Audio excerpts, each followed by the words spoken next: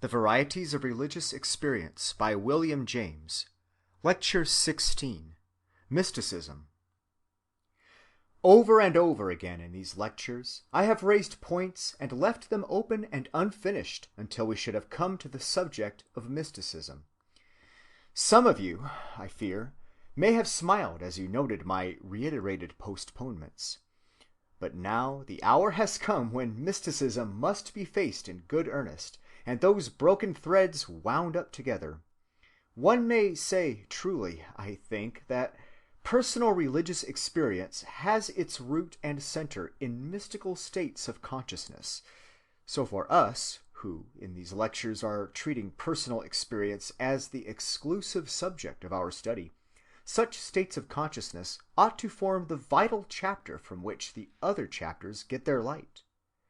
Whether my treatment of mystical states will shed more light or darkness, I do not know, for my own constitution shuts me out from their enjoyment almost entirely, and I can speak of them only at second hand.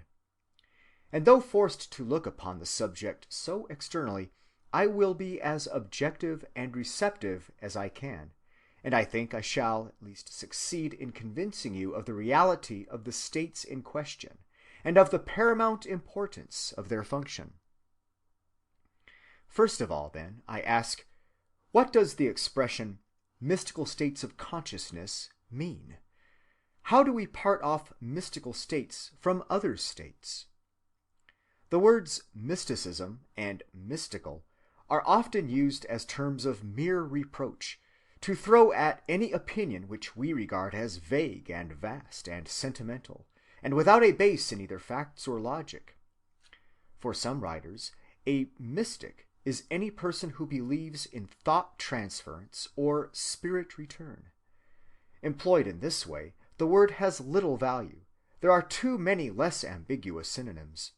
So, to keep it useful by restricting it, I will do what I did in the case of the word religion, and simply propose to you 4 marks which, when an experience has them, may justify us in calling it mystical for the purpose of the present lectures.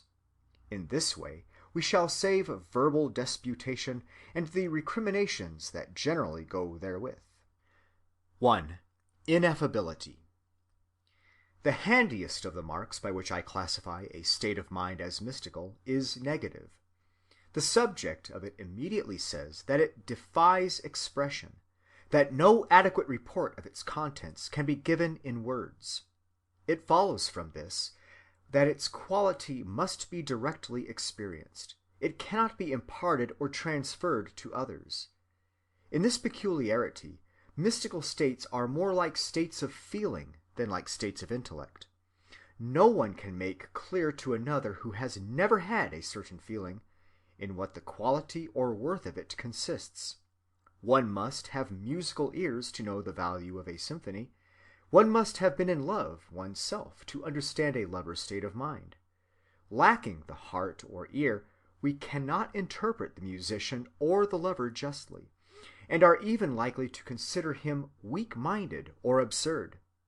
The mystic finds that most of us accord to his experiences an equally incompetent treatment. 2. Noetic quality. Although so similar to states of feeling, mystical states seem to those who experience them to be also states of knowledge. They are states of insight into depths of truth unplumbed by the discursive intellect. They are illuminations, revelations, full of significance and importance, all inarticulate though they remain, and as a rule they carry with them a curious sense of authority for aftertime. These 2 characteristics will entitle any state to be called mystical in the sense in which I use the word. 2 other qualities are less sharply remarked, but are usually found. These are 3. Transiency. Mystical states cannot be sustained for long. Except in rare instances, half an hour, or at most an hour or 2, seems to be the limit beyond which they fade into the light of common day.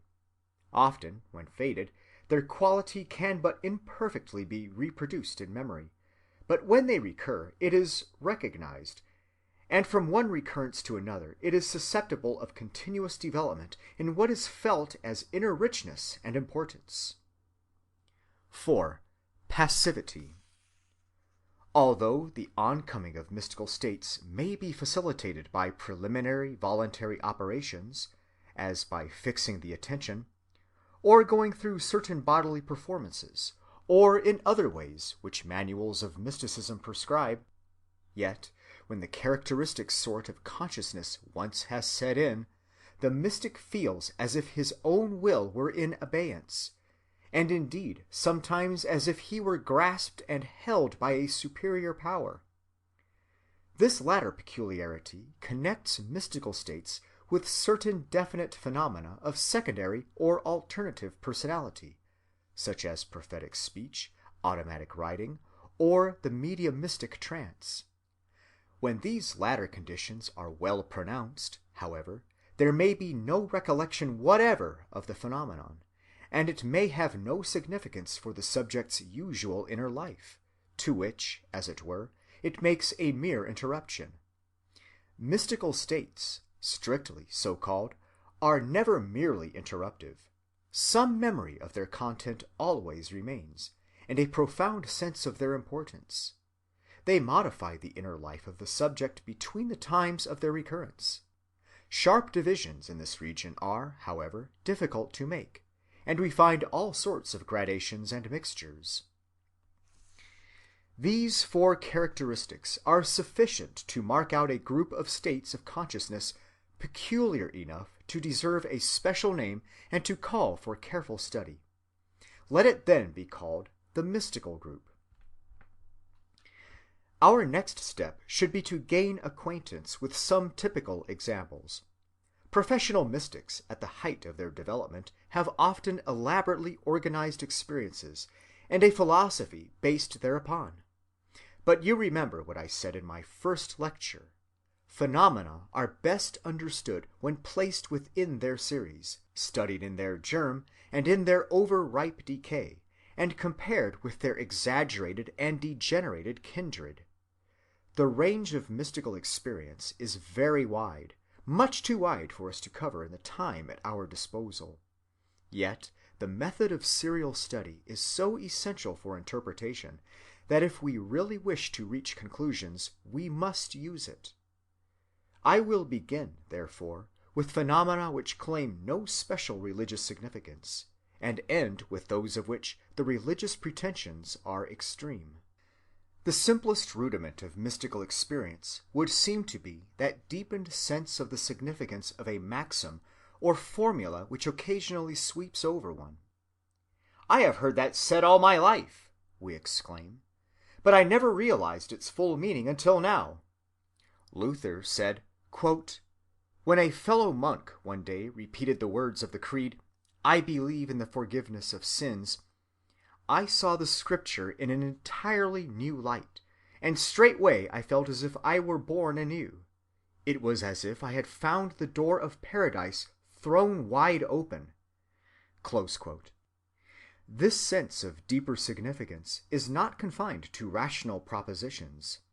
Single words and conjunctions of words, effects of light on land and sea, odors and musical sounds, all bring it when the mind is tuned aright.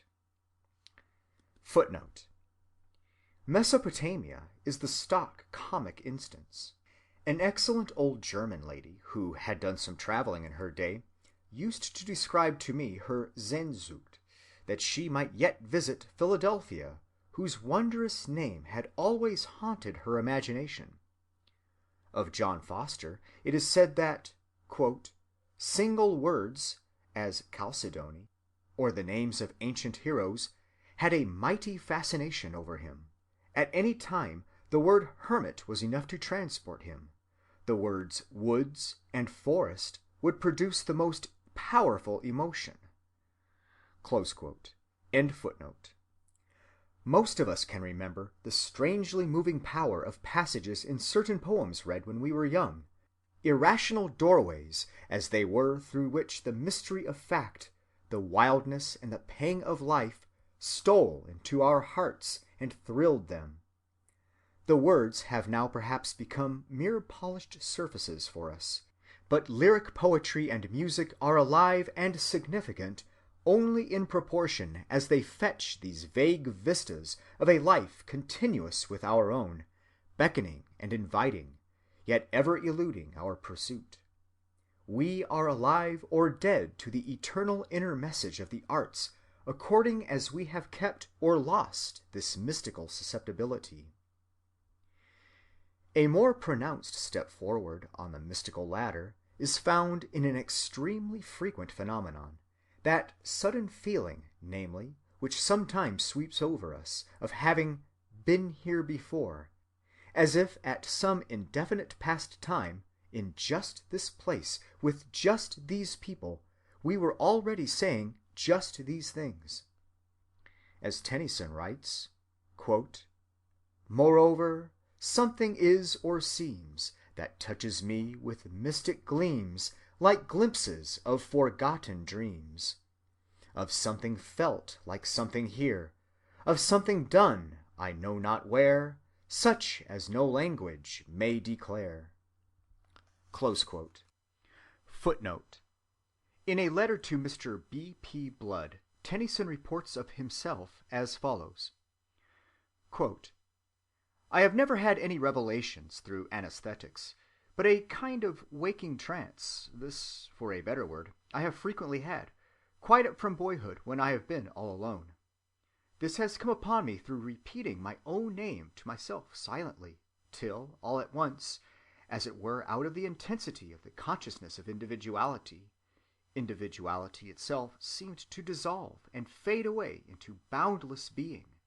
And this not a confused state, but the clearest, the surest of the surest, utterly beyond words, where death was an almost laughable impossibility.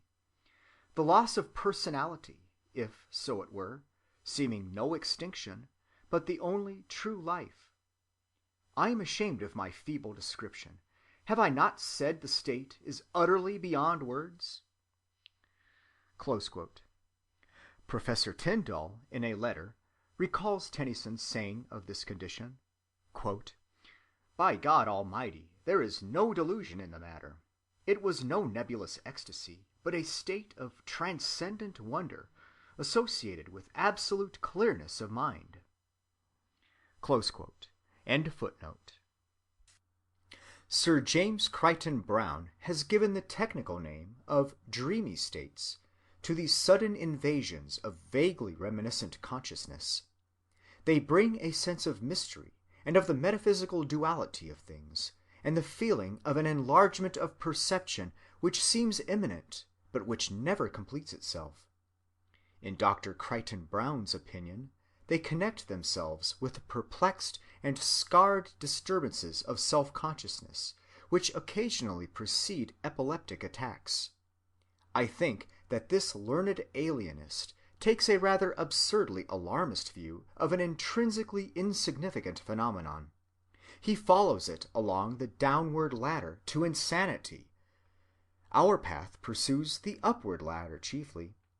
The divergence shows how important it is to neglect no part of a phenomenon's connections, for we make it appear admirable or dreadful according to the context by which we set it off.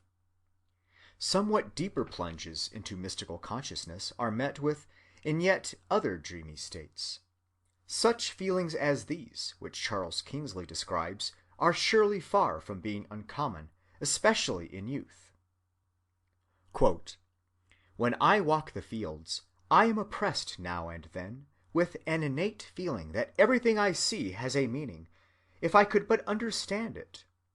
And this feeling of being surrounded with truths which I cannot grasp amounts to indescribable awe sometimes. Have you not felt that your real soul was imperceptible to your mental vision except in a few hallowed moments?" Close quote. A much more extreme state of mystical consciousness is described by J. A. Simons, and probably more persons than we suspect could give parallels to it from their own experience. Writes Simons, quote, "Suddenly, at church or in company, or when I was reading, and always, I think, when my muscles were at rest, I felt the approach of the mood.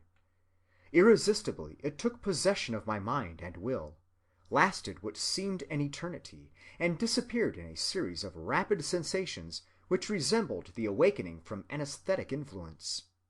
One reason why I disliked this kind of trance was that I could not describe it to myself. I cannot even now find words to render it intelligible. It consisted in a gradual but swiftly progressive obliteration of space, time, sensation, and the multitudinous factors of experience which seem to qualify what we are pleased to call our self. In proportion as these conditions of ordinary consciousness were subtracted, the sense of an underlying or essential consciousness acquired intensity. At last, nothing remained but a pure, absolute, abstract self. The universe became without form and void of content. But self persisted, formidable in its vivid keenness, feeling the most poignant doubt about reality, ready, as it seemed, to find existence break, as breaks a bubble round about it. And what then? The apprehension of a coming dissolution, the grim conviction that this state was the last state of the conscious self, the sense that I had followed the last thread of being to the verge of the abyss, and had arrived at demonstration of eternal Maya or illusion, stirred or seemed to stir me up again. The return to ordinary conditions of sentient existence began by my first recovering the power of touch, and then by the gradual though rapid influx of familiar impressions and diurnal interests. At last I felt myself once more a human being, and though the riddle of what is meant by life remained unsolved, I was thankful for this return from the abyss, this deliverance from so awful an initiation into the mysteries of skepticism. This trance recurred with diminishing frequency until I reached the age of 28. It served to impress upon my growing nature the phantasmal unreality of all the circumstances which contribute to a merely phenomenal consciousness. Often have I asked myself with anguish, on waking from that formless state of denuded, keenly sentient being, which is the unreality, the trance of fiery, vacant, apprehensive, skeptical self from which I issue, or these surrounding phenomena and habits which veil that inner self, and build a self of flesh and blood conventionality? Again, are men the factors of some dream, the dream-like unsubstantiality of which they comprehend at such eventful moments? What would happen if the final stage of the trance were reached? Close quote. In a recital like this, there is certainly something suggestive of pathology. Footnote: Crichton Browne expressly says that Simon's, quote, highest nerve centers were in some degree enfeebled or damaged by these dreamy mental states which afflicted him so grievously. Close quote. Simon's was, however, a perfect monster of many-sided cerebral efficiency, and his critic gives no objective grounds whatever for his strange opinion, save that Simon's complained occasionally, as all susceptible and ambitious men complain, of lassitude and uncertainty as to his life's mission. End footnote. The next step into mystical states carries us into a realm that public opinion and ethical philosophy have long since branded as pathological, though private practice and certain lyric strains of poetry seem still to bear witness to its ideality. I refer to the consciousness produced by intoxicants and anesthetics, especially by alcohol. The sway of alcohol over mankind is unquestionably due to its power to stimulate the mystical faculties of human nature, usually crushed to earth by the cold facts and dry criticisms of the sober hour.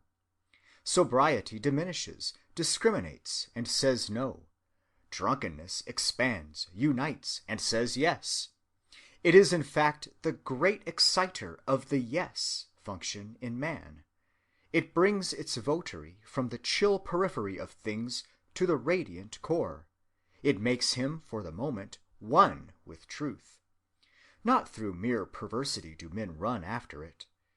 To the poor and the unlettered it stands in the place of symphony concerts and of literature, and it is part of the deeper mystery and tragedy of life that whiffs and gleams of something that we immediately recognize as excellent should be vouchsafed to so many of us only in the fleeting earlier phases of what, in its totality, is so degrading a poisoning.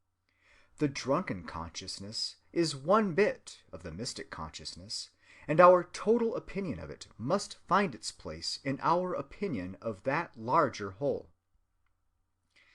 Nitrous oxide and ether, especially nitrous oxide, when sufficiently diluted with air, stimulate the mystical consciousness in an extraordinary degree. Depth beyond depth of truth seems revealed to the inhaler. This truth fades out, however, or escapes, at the moment of coming to, and if any words remain over in which it seemed to clothe itself, they prove to be the veriest nonsense.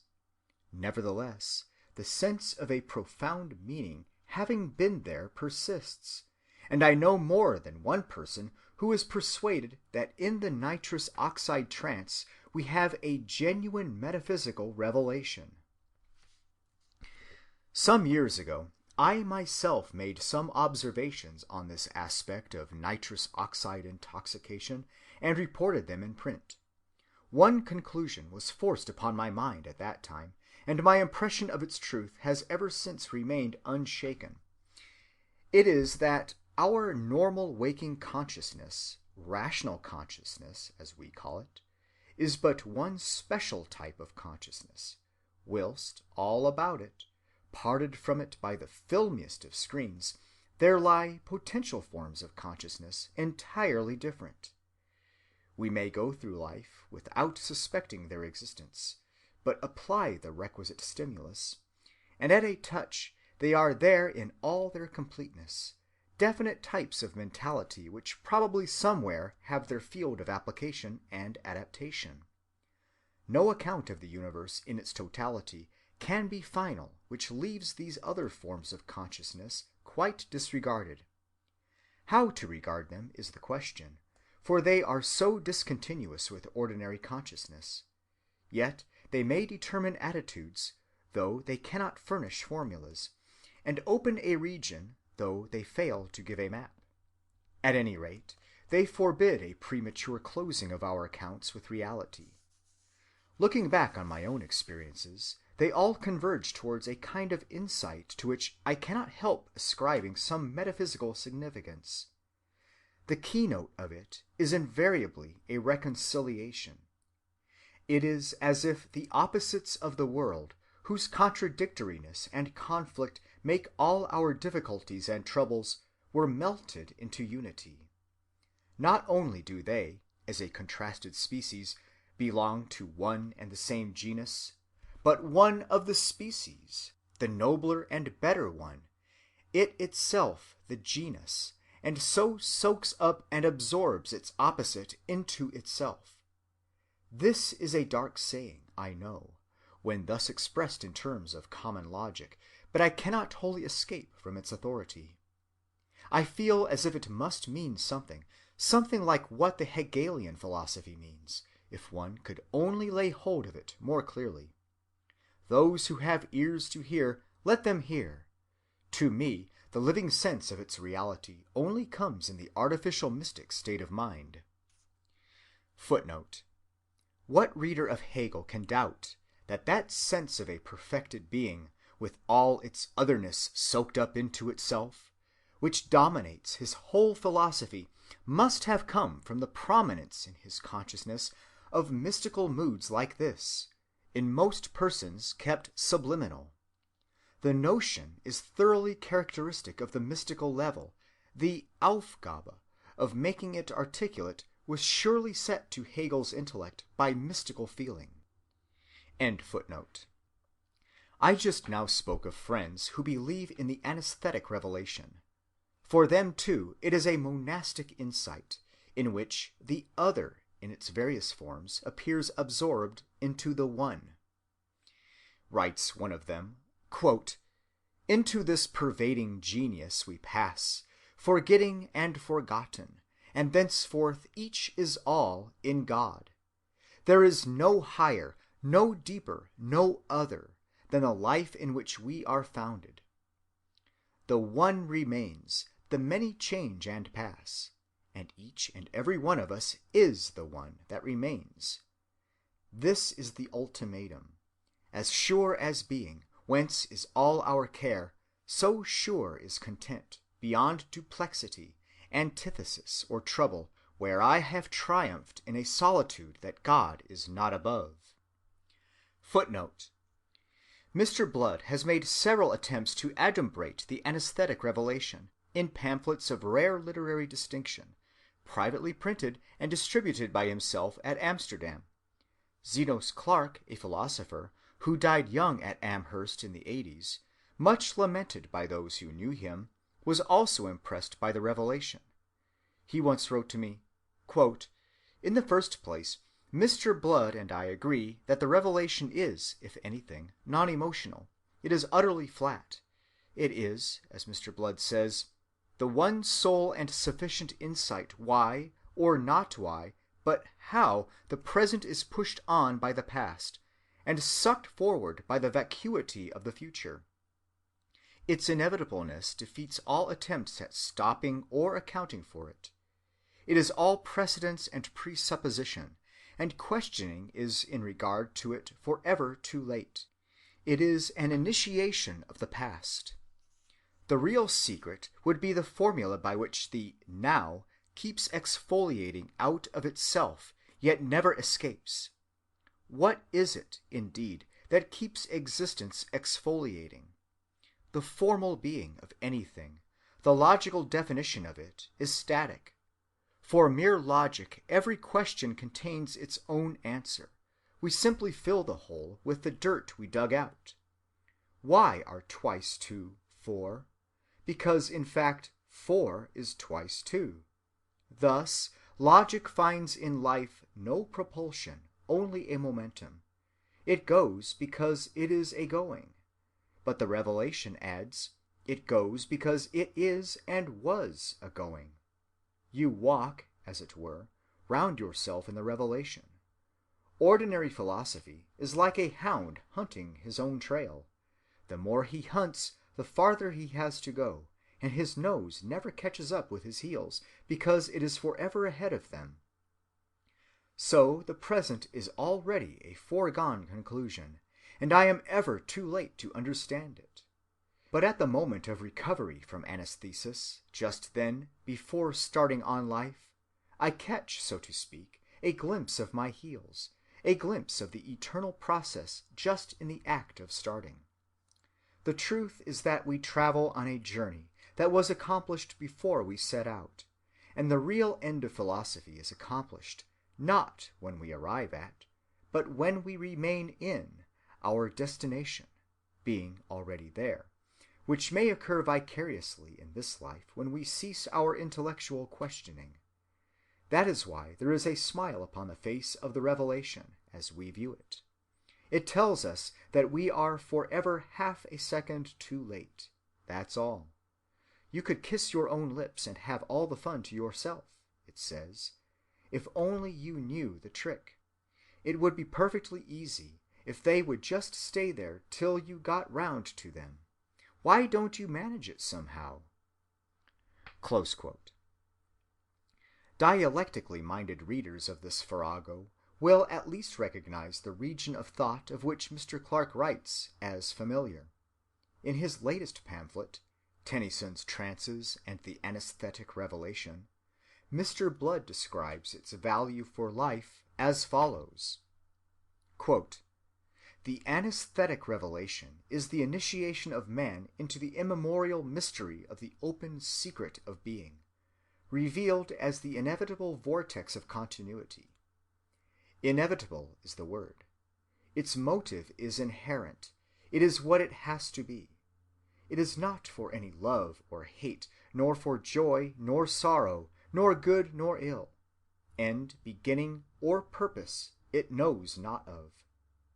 It affords no particular of the multiplicity and variety of things, but it fills appreciation of the historical and the sacred with a secular and intimately personal illumination of the nature and motive of existence, which then seems reminiscent, as if it should have appeared or shall yet appear, to every participant thereof. Although it is at first startling in its solemnity, it becomes directly such a matter of course, so old-fashioned and so akin to proverbs, that it inspires exultation rather than fear, and a sense of safety, as identified with the aboriginal and the universal. But no words may express the imposing certainty of the patient that he is realizing the primordial, Adamic surprise of life. Repetition of the experience finds it ever the same, and as if it could not possibly be otherwise. The subject resumes his normal consciousness only to partially and fitfully remember its occurrence, and to try to formulate its baffling import, with only this consolatory afterthought, that he has known the oldest truth, and that he has done with human theories as to the origin, meaning, and destiny of the race. He is beyond instruction in spiritual things. The lesson of one is central safety. The kingdom is within. All days are judgment days, but there can be no climacteric purpose of eternity, nor any scheme of the whole. The astronomer abridges the row of bewildering figures by increasing his unit of measurement. So may we reduce the distracting multiplicity of things to the unity for which each of us stands. This has been my moral sustenance since I have known of it.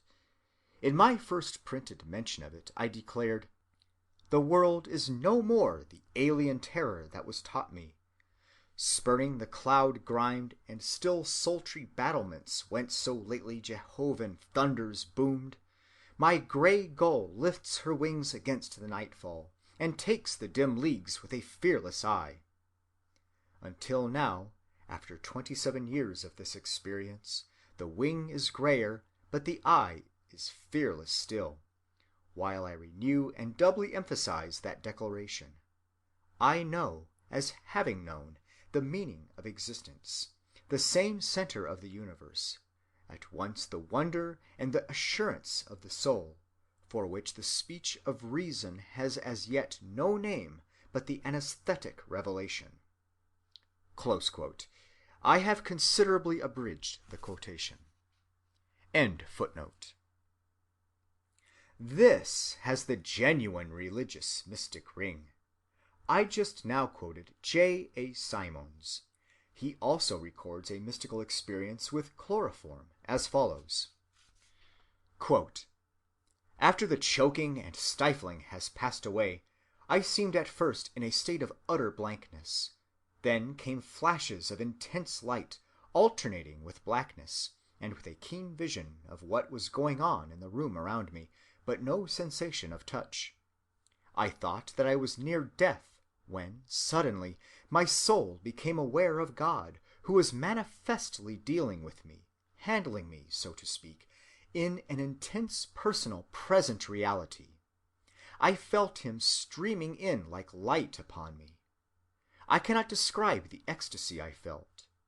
Then, as I gradually awoke from the influence of the anesthetics, the old sense of my relation to the world began to return. The new sense of my relation to God began to fade. I suddenly leapt to my feet on the chair where I was sitting, and shrieked out, 'It is too horrible! It is too horrible! It is too horrible!' meaning that I could not bear this disillusionment. Then I flung myself on the ground, and at last awoke covered with blood, calling to the 2 surgeons, who were frightened, 'Why did you not kill me? Why would you not let me die?' Only think of it, to have felt for that long dateless ecstasy of vision the very God, in all purity and tenderness and truth and absolute love, and then to find that I had after all had no revelation, but that I had been tricked by the abnormal excitement of my brain. Yet this question remains: is it possible that the inner sense of reality which succeeded, when my flesh was dead to impressions from without, to the ordinary sense of physical relations, was not a delusion, but an actual experience? Is it possible that I, in that moment, felt what some of the saints have said they always felt, the undemonstrable but irrefragable certainty of God? Close quote. Footnote. I subjoin, also abridging it, other interesting anesthetic revelation communicated to me in manuscript by a friend in England. The subject, a gifted woman, was taking ether for a surgical operation. Quote, I wondered if I was in a prison being tortured, and why I remembered having heard it said that people learn through suffering. And in view of what I was seeing, the inadequacy of this saying struck me so much that I said aloud, "To suffer is to learn." With that, I became unconscious again, and my last dream immediately preceded my real coming to. It only lasted a few seconds, and was most vivid and real to me, though it may not be clear in words. A great being or power was traveling through the sky. His foot was on a kind of lightning, as a wheel is on a rail. It was his pathway. The lightning was made entirely of the spirits of innumerable people close to one another, and I was one of them. He moved in a straight line, and each part of the streak or flash came into its short conscious existence only that he might travel. I seemed to be directly under the foot of God, and I thought he was grinding his own life up out of my pain. Then I saw that what he had been trying with all his might to do was to change his course, to bend the line of lightning to which he was tied, in direction in which he wanted to go. I felt my flexibility and helplessness, and knew that he would succeed. He bended me, turning his corner by means of my hurt, hurting me more than I had ever been hurt in my life, and at the acutest points of this, as he passed, I saw. I understood for a moment things that I have not forgotten, things that no one could remember while retaining sanity. The angle was an obtuse angle, and I remember thinking, as I woke, that had he made it a right or acute angle, I should have both suffered and seen still more, and should probably have died. He went on, and I came to. In that moment the whole of my life passed before me, including each little meaningless piece of distress, and I understood them. This was what it had all meant. This was the piece of work it had all been contributing to do. I did not see God's purpose. I only saw his intentness and his entire relentlessness towards his means. He thought no more of me than a man thinks of hurting a cork when he is opening wine, or hurting a cartridge when he is firing. And yet, on waking, my first feeling was, and it came with tears, Domini non sum digna. For I had been lifted into a position for which I was too small.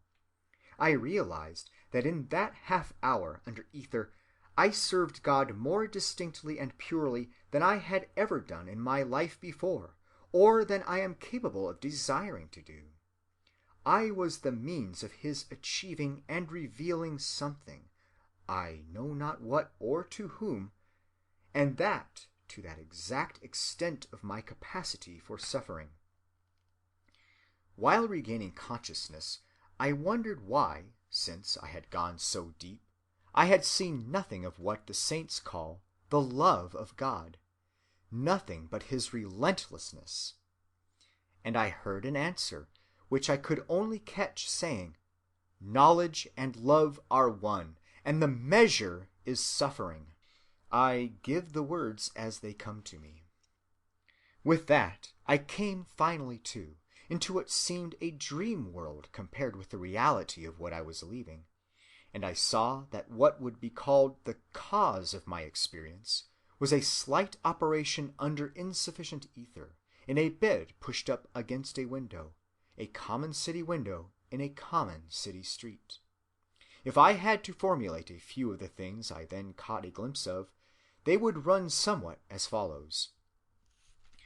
The eternal necessity of suffering and its eternal vicariousness. The veiled and incommunicable nature of the worst sufferings, the passivity of genius, how it is essentially instrumental and defenseless, moved, not moving, it must do what it does. The impossibility of discovery without its price. Finally, the excess of what the suffering seer or genius pays over what his generation gains.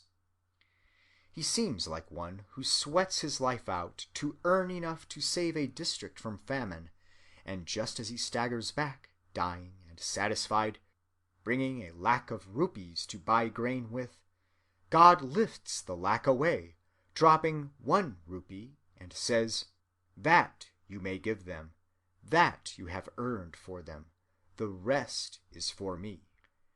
I perceived also in a way never to be forgotten the excess of what we see over what we can demonstrate. And so on.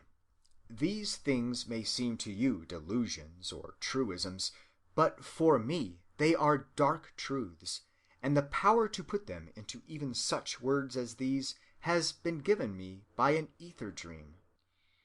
Close quote. End footnote. With this, we make connection with religious mysticism pure and simple. Simon's question takes us back to those examples which you will remember my quoting in the lecture on the reality of the unseen, of sudden realization of the immediate presence of God. The phenomenon, in one shape or another, is not uncommon. Writes Mr. Trine, quote, I know an officer on our police force who has told me that many times when off duty and on his way home in the evening, there comes to him such a vivid and vital realization of his oneness with his infinite power, and this spirit of infinite peace so takes hold of and so fills him, that it seems as if his feet could hardly keep to the pavement, so buoyant and so exhilarated does he become by reason of this inflowing tide. Close quote. Certain aspects of nature seem to have a peculiar power of awakening such mystical moods. Footnote. I never lost the consciousness of the presence of God until I stood at the foot of the Horseshoe Falls, Niagara. Then I lost him in the immensity of what I saw. I also lost myself, feeling that I was an atom too small for the notice of Almighty God. I subjoin another similar case from Starbuck's manuscript collection. Quote, in that time, the consciousness of God's nearness came to me sometimes. I say God to describe what is indescribable. A presence, you might say, yet that is too suggestive of personality, and the moments of which I speak did not hold the consciousness of a personality, but something in myself made me feel myself a part of something bigger than I that was controlling. I felt myself one with the grass, the trees, birds, insects, everything in nature. I exulted in the mere fact of existence, of being a part of it all, the drizzling rain, the shadows of the clouds, the tree trunks, and so on.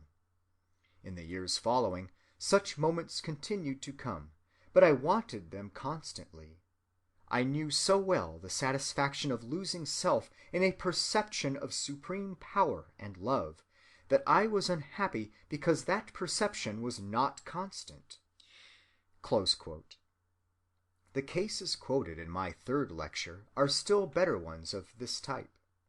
In her essay, The Loss of Personality, in the Atlantic Monthly, Miss Ethel D. Puffer explains that the vanishing of the sense of self and the feeling of immediate unity with the object is due to the disappearance, in these rapturous experiences, of the motor adjustments which habitually intermediate between the constant background of consciousness, which is the self, and the object in the foreground, whatever it may be, I must refer the reader to the highly instructive article which seems to me to throw light upon the psychological conditions, though it fails to account for the rapture or the revelation value of the experience in the subject's eyes.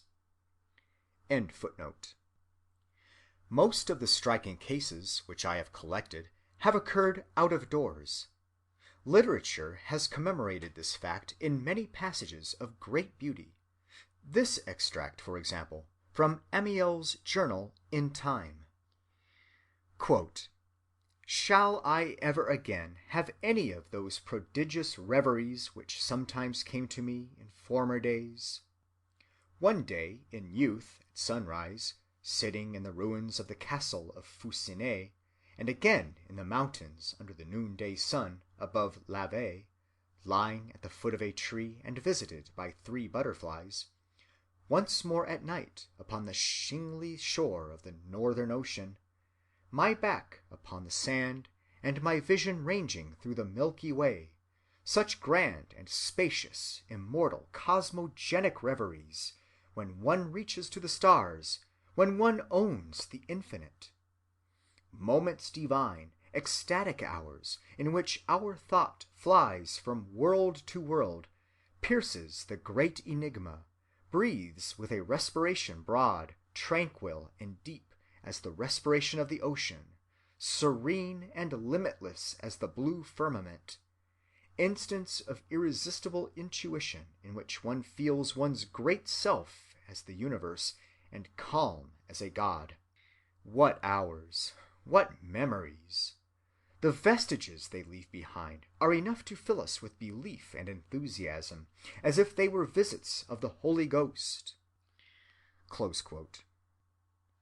Here is a similar record from the memoirs of that interesting German idealist, Malvida von Meisenbug. Quote, "I was alone upon the seashore as all these thoughts flowed over me, liberating and reconciling, and now again, as once before in distant days in the Alps of Dauphiné, I was impelled to kneel down, this time before the illimitable ocean, symbol of the infinite. I felt that I prayed as I had never prayed before, and knew now what prayer really is, to return from the solitude of individuation into the consciousness of unity with all that is, to kneel down as one that passes away, and to rise up as one imperishable. Earth, heaven, and sea resounded as in one vast world-encircling harmony. It was as if the chorus of all the great who had ever lived were about me.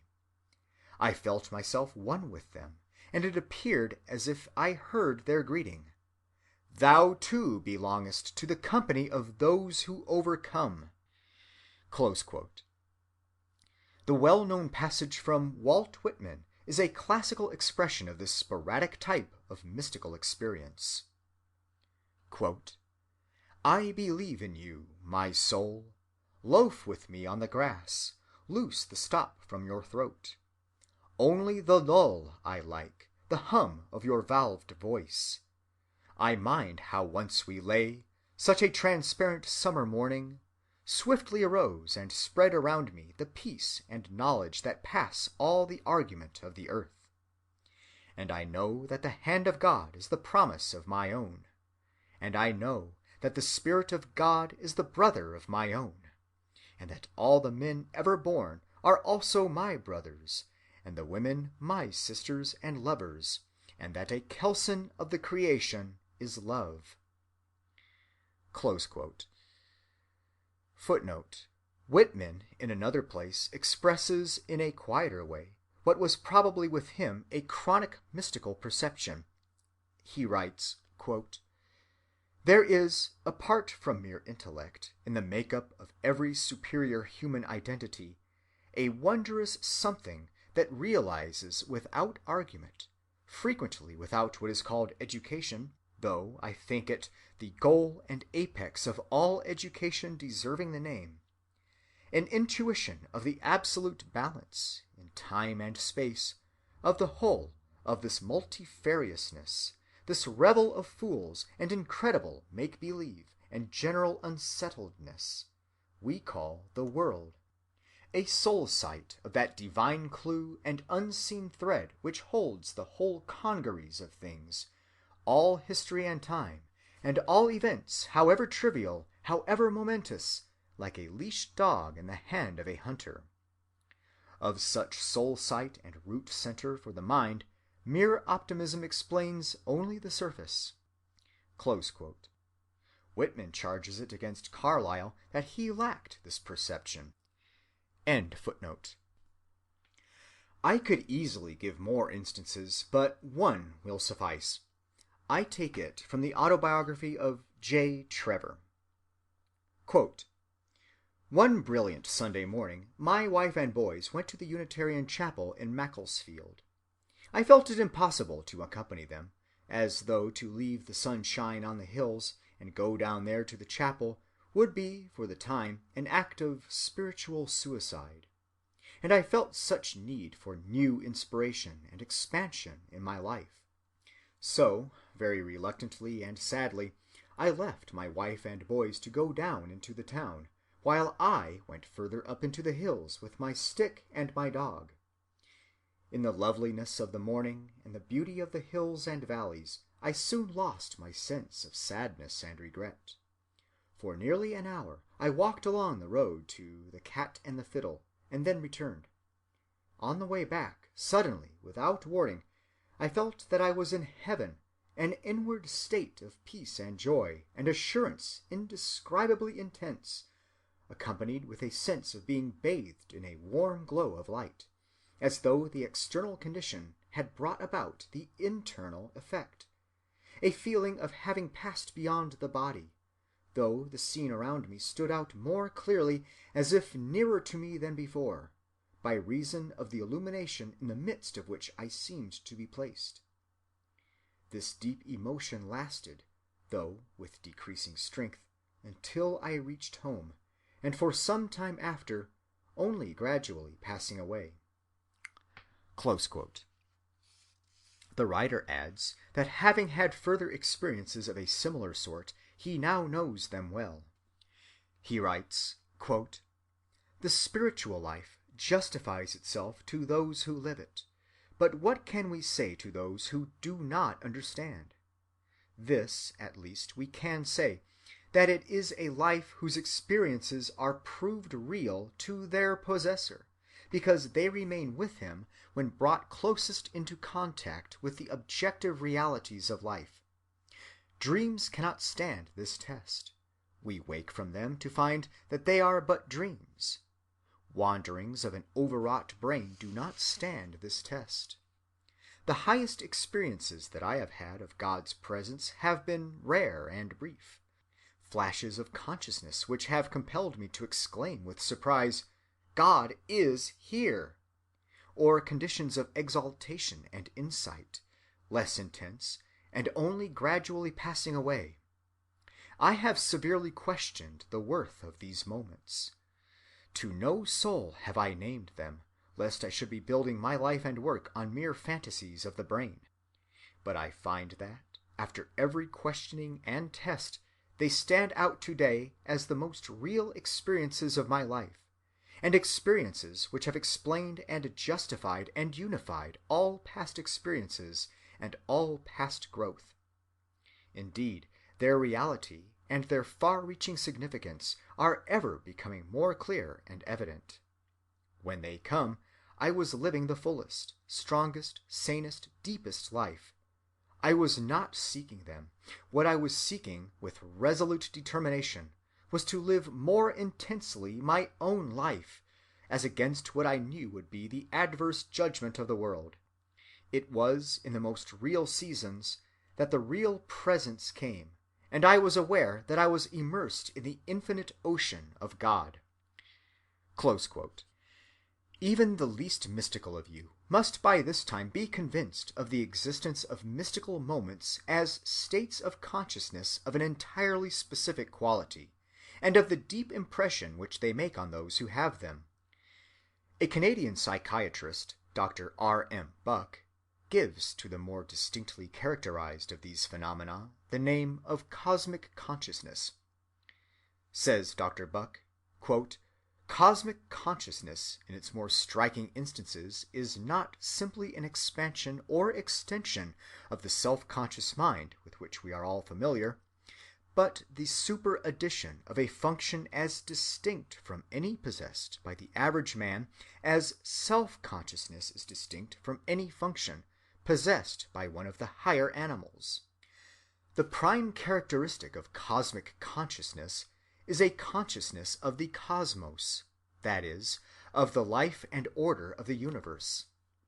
Along with the consciousness of the cosmos, there occurs an intellectual enlightenment which alone would place the individual on a new plane of existence, would make him almost a member of a new species. To this is added a state of moral exaltation, an indescribable feeling of elevation, elation, and joyousness, and a quickening of the moral sense, which is fully as striking, and more important than is the enhanced intellectual power. With these come what may be called a sense of immortality, a consciousness of eternal life, not a conviction that he shall have this, but the consciousness that he has it already." Close quote. It was Dr. Buck's own experience of a typical onset of cosmic consciousness in his own person which led him to investigate it in others. He has printed his conclusions in a highly interesting volume, from which I take the following account of what occurred to him. Quote, "I had spent the evening in a great city with two friends, reading and discussing poetry and philosophy. We parted at midnight. I had a long drive in a hansom to my lodging. My mind, deeply under the influence of the ideas, images, and emotions called up by the reading and talk, was calm and peaceful. I was in a state of quiet, almost passive enjoyment, not actually thinking, but letting ideas, images, and emotions flow of themselves, as it were, through my mind. All at once, without warning of any kind, I found myself wrapped in a flame-colored cloud. For an instant I thought of fire, an immense conflagration somewhere close by in that great city. The next, I knew that the fire was within myself. Directly afterward there came upon me a sense of exultation, of immense joyousness, accompanied, or immediately followed by, an intellectual illumination impossible to describe. Among other things, I did not merely come to believe, but I saw that the universe was not composed of dead matter, but is, on the contrary, a living presence. I became conscious in myself of eternal life. It was not a conviction that I would have eternal life, but a consciousness that I possessed eternal life then. I saw that all men are immortal, that the cosmic order is such that without any peradventure all things work together for the good of each and all, that the foundation principle of the world, of all the worlds, is what we call love, and that the happiness of each and all is in the long run absolutely certain. The vision lasted a few seconds and was gone, but the memory of it and the sense of the reality of what it taught has remained during the quarter of a century which has since elapsed. I knew that what the vision showed was true. I had attained to a point of view from which I saw that it must be true. That view, that conviction, I may say that consciousness, has never, even during periods of the deepest depression, been lost." Close quote. We have now seen enough of this cosmic or mystic consciousness, as it comes sporadically. We must next pass to its methodical cultivation as an element of the religious life. Hindus, Buddhists, Mohammedans, and Christians all have cultivated it methodically. In India, training in mystical insight has been known from time immemorial under the name of yoga. Yoga means the experimental union of the individual with the divine. It is based on preserving exercise, and the diet, posture, breathing, intellectual concentration, and moral discipline vary slightly in the different systems which teach it. The yogi, or disciple, who has by these means overcome the obscurations of his lower nature sufficiently, enters into the condition termed samadhi, and comes face to face with facts which no instinct or reason can ever know. He learns, quote, that the mind itself has a higher state of existence, beyond reason, a superconscious state, and that when the mind gets to that higher state, then his knowledge beyond reasoning comes. All the different steps in yoga are intended to bring us scientifically to the superconscious state, or samadhi. Just as unconscious work is beneath consciousness, so there is another work which is above consciousness, and which also is not accompanied with the feeling of egoism. There is no feeling of I, and yet the mind works, desireless, free from restlessness, objectless, bodiless. Then the truth shines in its full effulgence, and we know ourselves. For samadhi lies potential in us all, for what we truly are, free, immortal, omnipotent, loosed from the finite, and its contrasts of good and evil altogether, and identical with the Atman, or universal soul. Close quote. The Vedantists say that one may stumble into superconsciousness sporadically, without the previous discipline, but it is then impure. Their test of its purity, like our test of religion's value, is empirical. Its fruits must be good for life. When a man comes out of samadhi, they assure us that he remains enlightened, a sage, a prophet, a saint, his whole character changed, his life changed, illumined. Footnote. A European witness, after carefully comparing the results of yoga with those of the hypnotic or dreamy states artificially producible by us, says, quote, "It makes of its true disciples good, healthy, and happy men. Through the mastery which the yogi attains over his thoughts and his body, he grows into a character. By the subjection of his impulses and propensities to his will, and the fixing of the latter upon the ideal of goodness, he becomes a personality hard to influence by others, and thus almost the opposite of what we usually imagine a medium, so-called, or psychic subject to be." Close quote. End footnote. The Buddhists use the word samadhi as well as the Hindus, but dhyana is their special word for higher states of contemplation. There seem to be 4 stages recognized in dhyana. The first stage comes through concentration of the mind upon one point. It excludes desire, but not discernment or judgment. It is still intellectual. In the second stage, the intellectual functions drop off, and the satisfied sense of unity remains. In the third stage, the satisfaction departs, and indifference begins, along with memory and self-consciousness. In the fourth stage, the indifference, memory, and self-consciousness are perfected. Just what memory and self-consciousness mean in this connection is doubtful. They cannot be the faculties familiar to us in the lower life. Higher stages still of contemplation are mentioned, a region where there exists nothing, and where the mediator says, "There exists absolutely nothing," and stops. Then he reaches another region where he says, "There are neither ideas nor absence of ideas," and stops again. Then another region where, having reached the end of both idea and perception, he stops finally. This would seem to be not yet nirvana, but as close an approach to it as this life affords. In the Mohammedan world, the Sufi sect and various dervish bodies are the possessors of the mystical tradition. The Sufis have existed in Persia from the earliest times, and as their pantheism is so at variance with the hot and rigid monotheism of the Arab mind, it has been suggested that Sufism must have been inoculated into Islam by Hindu influences. We Christians know little of Sufism, for its secrets are disclosed only to those initiated.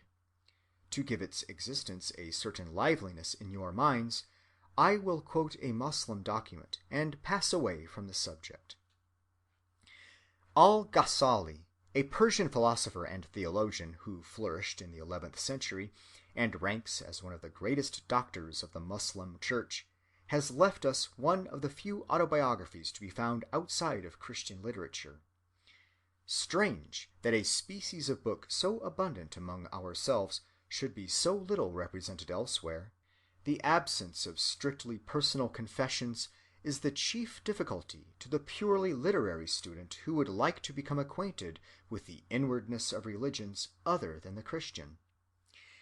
M. Schmolders has translated a part of al-Ghazali's autobiography into French.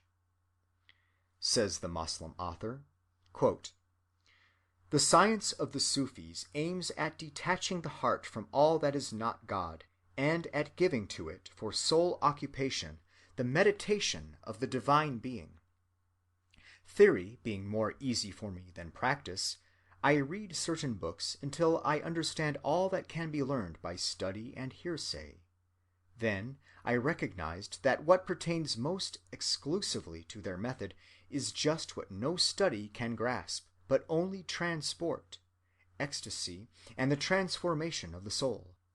How great, for example, is the difference between knowing the definitions of health, of satiety, with their causes and conditions, and being really healthy or filled. How different to know in what drunkenness consists, as being a state occasioned by a vapor that rises from the stomach, and being drunk effectively.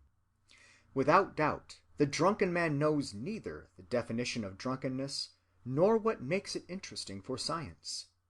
Being drunk, he knows nothing, whilst the physician, although not drunk, knows well in what drunkenness consists, and what are its predisposing conditions. Similarly, there is a difference between knowing the nature of abstinence and being abstinent, or having one's soul detached from the world. Thus I had learned what words could teach of Sufism, but what was left could be learned neither by study nor through the ears, but solely by giving oneself up to ecstasy and leading a pious life. Reflecting on my situation, I found myself tied down by a multitude of bonds, temptations on every side. Considering my teaching, I found it was impure before God. I saw myself struggling with all my might to achieve glory and to spread my name." Here follows an account of his 6 months' hesitation to break away from the condition of his life at Baghdad, at the end of which he fell ill with a paralysis of the tongue. Then feeling my own weakness, and having entirely given up my own will, I repaired to God like a man in distress who has no more resources. He answered, as he answers the wretch who invokes him. My heart no longer felt any difficulty in renouncing glory, wealth, and my children. So I quitted Baghdad, and reserving from my fortune only what was indispensable for my subsistence, I distributed the rest. I went to Syria, where I remained about 2 years, with no other occupation than living in retreat and solitude, conquering my desires, combating my passions, training myself to purify my soul, to make my character perfect, to prepare my heart for meditating on God, all according to the methods of the Sufis as I had read of them. This retreat only increased my desire to live in solitude, and to complete the purification of my heart and fit it for meditation. But the vicissitudes of the times, the affairs of the family, the need of subsistence, changed in some respects my primitive resolve, and interfered with my plans for a purely solitary life. I had never yet found myself completely in ecstasy, save in a few single hours. Nevertheless, I kept the hope of attaining this state. Every time that the accidents led me astray, I sought to return, and in this situation I spent 10 years. During this solitary state things were revealed to me which it is impossible either to describe or to point out. I recognized for certain that the Sufis are assuredly walking in the path of God. Both in their acts and in their inaction, whether internal or external, they are illumined by the light which proceeds from the prophetic source. The first condition for a Sufi is to purge his heart entirely of all that is not God. The next key of the contemplative life consists in the humble prayers which escape from the fervent soul, and in the meditations on God in which the heart is swallowed up entirely. But in reality, this is only the beginning of the Sufi life, the end of Sufism being total absorption in God.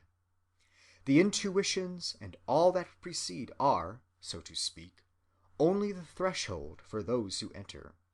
From the beginning, revelations take place in so flagrant a shape that the Sufis see before them, whilst wide awake, the angels and the souls of the prophets.